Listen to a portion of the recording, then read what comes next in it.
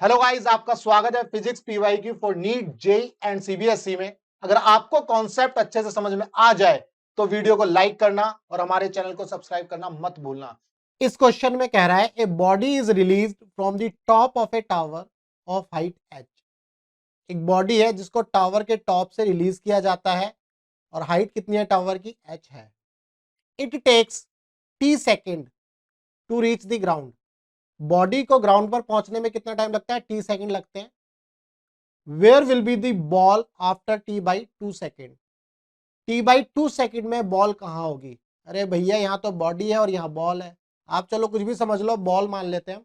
Ball को मान लेते हैं। बॉल को जो है टॉप ऑफ द टावर से रिलीज किया जाता है। टावर की हाइट है एच।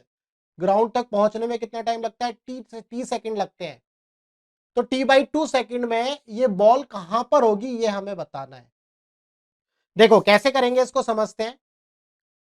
भाई मान लेते हैं ये टावर है ना, थोड़ा झुका हुआ टावर है, ये ग्राउंड है और ये टावर का टॉप है। यहां से इस बॉल को ड्रॉप किया जाता है, रिलीज किया जाता है। अब आपको पता है जब बॉल को रिलीज किया जाएगा या ड्रॉप किया जाएगा तो इनिशियल वेलोसिटी 0 हो जाएगी। ये हमारा रेफरेंस पॉइंट हो जाता है। रेफरेंस पॉइंट से अपवर्ड डायरेक्शन में जो मोशन होगा वो पॉजिटिव, डाउनवर्ड में जो होता है वो नेगेटिव। ये मैंने बता रखा है। तो ये हमारा रेफरेंस पॉइंट है। बॉल को ग्राउंड तक पहुंचने में कितना टाइम लगता है मेरे भाई? ये लगता है टी सेकंड लगते हैं ग्राउंड तक पहुंचने में। टावर की हाइट है एच। क्लियर है? अब ये देखना है कि भाई टी बाई 2 सेकेंड में, टी बाई 2 सेकेंड में, टी बाई 2 सेकेंड में क्या बॉल यहां पर होगी, क्या बॉल यहां पर होगी या कहां होगी, या बॉल यहां होगी? ये हमें समझना है। टी बाई 2 सेकेंड में बॉल कहां पर होगी ये हमें जानना है।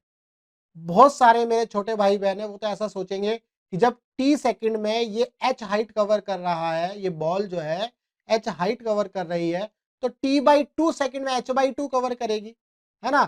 टी सेकंड में ये एच हाइट कवर कर रही है तो टी बाई 2 में कितनी कवर करेगी, एच बाई 2। मेरे बहुत सारे छोटे भाई बहन ऐसा सोचेंगे, बट इस मिसकंसेप्शन को हम दूर करेंगे। वीडियो को लास्ट तक देखना, आपको समझ में आ जाएगा। तो चलिए पहले समझते हैं क्वेश्चन को। क्वेश्चन में पहले फर्स्ट केस लेते हैं। मान लीजिए बॉल को टावर के टॉप से रिलीज किया जाता है और टी टाइम में ग्राउंड पर पहुंच जाती है। पहले इस केस को समझते हैं। तो आपको पता है S is equal to u t plus half a t square वाली इक्वेशन। तो यहां से S जो है डिस्प्लेसमेंट होता है, तो मान लेते हैं माइनस एच, क्योंकि मैंने बताया रेफरेंस पॉइंट से डाउनवर्ड डायरेक्शन में डिस्प्लेसमेंट होगा तो माइनस एच, ये 0 हो जाएगा। और plus half a acceleration due to gravity हो जाएगा, तो ये हो जाएगा minus g and this is t square. Minus h is equal to minus half g t square. ये माइनस से माइनस उड़ा दो तो आपको एच मिल गया half g t square. Clear है मेरे भाई? ये इक्वेशन 1 मान लेते हैं। अब आगे बात करते हैं। भाई बॉल को जब रिलीज किया था टी टाइम में, टी सेकंड में ये बॉल जो है ग्राउंड पर पहुंच जाती है, तो टी बाई 2 सेकंड में कहां पर थी?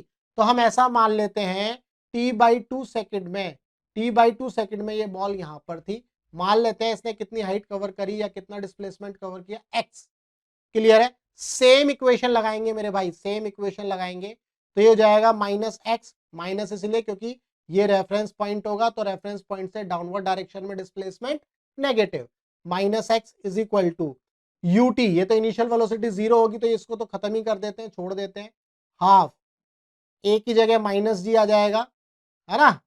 एंड टी स्क्वायर, इस केस में कितना टाइम होगा, T by 2। T by 2 time में कितनी डिस्टेंस कवर करी या कितनी डिस्प्लेसमेंट कवर करी, एक्स डिस्प्लेसमेंट कवर करी। तो ये माइनस से माइनस उड़ा दो मेरे भाई, एक्स आ गया आपका half g t square upon में 4। अब इसको देखो, हाफ जी टी स्क्वायर ये किसके इक्वल है, ये है एच के इक्वल। ये किसके इक्वल है, एच के इक्वल। इक्वेशन 1 से आपको पता चल रहा है। तो इसका मतलब एक्स कितना हो गया, एच बाई 4। एक्स कितना हो गया मेरे भाई, एच बाई 4। तो एक्स की वैल्यू मिल गई आपको एच बाई 4। टावर के टॉप से टी बाई 2 सेकेंड में ये बॉल जो है x H by 4 displacement cover करेगी। और अगले टी बाई 4 में, अगले टी बाई 2 सेकेंड में ये डिस्प्लेसमेंट कवर करेगी, तो ये कितनी हो जाएगी, ये 3h/4 हो जाएगी। ये कितनी हो जाएगी, 3h/4। अब ऑप्शंस एक बार देखते हैं, ऑप्शंस पढ़ेंगे। At h/2 from the ground, भाई ग्राउंड से कितनी हाइट पर है, 3h/4, तो फर्स्ट ऑप्शन गलत है। Second, at h/4 from the ground, ये भी नहीं है क्योंकि 3h/4 है, मैंने अभी आपको यहां पर बताया है। थर्ड ऑप्शन देख लेते हैं, depend upon mass and volume. Mass और वॉल्यूम पर तो कतई डिपेंड नहीं करेगा, ये मैंने लास्ट वीडियो में बताया था कि जो टाइम पीरियड है किसके ऊपर डिपेंड कर रहा है, देखो h के ऊपर डिपेंड कर रहा है ना। यही इसी इक्वेशन को अगर आप देखो तो ये कितना आ रहा है, t 2h अपॉन में g का स्क्वायर रूट। इस इक्वेशन में कहीं पर टाइम है, मतलब कहीं पर मास है, ना तो मास है ना ही वॉल्यूम है ना, इनमें से कुछ भी नहीं है, तो इसका मतलब मास और वॉल्यूम पर तो कतई डिपेंड नहीं करेगा, हाइट और टाइम पीरियड। फोर्थ ऑप्शन पढ़ते हैं, तो इसका थर्ड जो है गलत है। At 3h/4 from the ground, ground से 3h/4 बिल्कुल सही है। जो फोर्थ ऑप्शन है ये हमारा बिल्कुल सही है। अब मेरे वो छोटे भाई बहन जिनको ये डाउट है कि ये जो बॉल है t/2 टाइम में h/2 हाइट कवर करेगी, इसको समझते हैं। कैसे समझेंगे, इसको समझने के लिए हम एक अच्छा सा प्यारा सा डायग्राम बनाएंगे। मान लेते हैं ये रेफरेंस पॉइंट है, टावर की हाइट है ना, टावर का टॉप है। यहाँ पर इनिशियल वेलोसिटी है 0, इनिशियल वेलोसिटी क्या है, 0। तो जब इस बॉल को इस टावर के टॉप से रिलीज किया तो ऐसा कर लेते हैं, t बराबर 2 सेकंड लेते हैं, t बराबर 2 सेकंड लेते हैं मेरे भाई, ठीक है। t बराबर 2 सेकंड में ये बॉल जो है ग्राउंड पर पहुंच जाती है। t बराबर 2 सेकंड में ये बॉल जो है इस ग्राउंड पर पहुंच जाती है और इसने हाइट कवर करी h। क्लियर है मेरे भाई, यहां तक तो ओके है। अब इसको समझने की कोशिश करते हैं। देखो, जब इनिशियल वेलोसिटी 0 है, अब आपको पता है फ्री फॉल में एक्सेलरेशन कितना होता है, 10 होता है। नेगेटिव तो इसलिए डायरेक्शन की वजह से, अदरवाइज मैग्नीट्यूड कितना है, 10। तो अगर हम 1 सेकंड में देखें तो इसकी वेलोसिटी कितनी होगी, मान लो यहां पर वेलोसिटी कितनी होगी मेरे भाई, यहां वेलोसिटी होगी 10, और कितने टाइम में, 1 सेकंड में।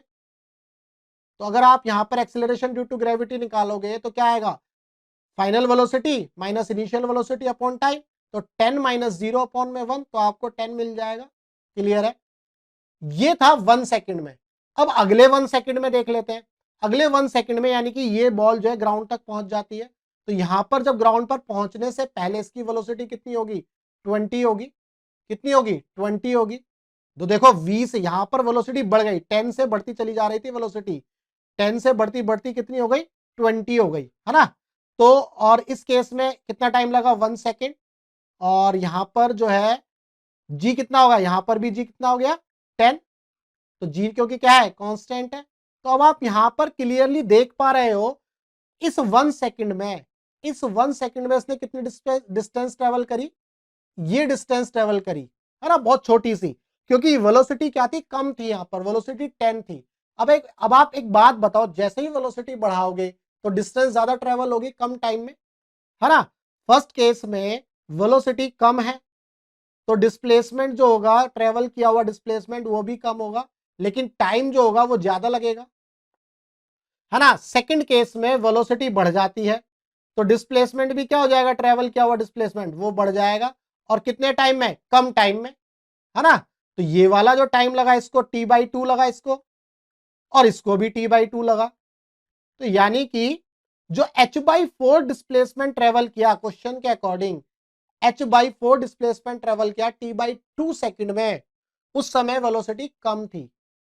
और जब अगला जो t/2 टाइम में जो डिस्प्लेसमेंट ट्रेवल किया उस समय वेलोसिटी बढ़ गई। वेलोसिटी क्यों बढ़ी, क्योंकि acceleration due to gravity constant है, आपका g कांस्टेंट है 10, तो एक्सेलरेशन ड्यू टू ग्रेविटी की वजह से आपकी वेलोसिटी क्या होगी, हर इंटरवल पर बढ़ती चली जाएगी, बढ़ती चली जाएगी। जैसे जैसे वेलोसिटी बढ़ती चली जाएगी वैसे वैसे displacement travelled by the ball और बाय द बॉडी वो भी बढ़ता चला जाएगा कम टाइम में। क्लियर है, तो इसीलिए ये जो डिस्प्लेसमेंट हुआ यहां से यहां तक 1 सेकंड के अंदर ये 3h/4 हुआ, है ना। और यहां से t/2 तक शुरू के जो t/2 टाइम में कितना डिस्प्लेसमेंट ट्रेवल किया, h/4, यहां पर कितना हुआ, h/4। क्लियर है मेरे भाई, बस ये ध्यान रखना कि एक्सेलरेशन ड्यू टू ग्रेविटी की वजह से वेलोसिटी क्या होती है, हर इंटरवल पर बढ़ती चली जाएगी, बढ़ती चली जाएगी, बढ़ती चली जाएगी। 0 से 10, 10 से 20, 30, 40, है ना, 50, एक एक सेकेंड का अगर मैं इंटरवल लूँ तो हर इंटरवल में वेलोसिटी बढ़ती चली जाएगी। जैसे जैसे वेलोसिटी बढ़ती चली जाएगी, displacement travelled by the body बढ़ती चली जाएगी कम टाइम में। क्लियर है?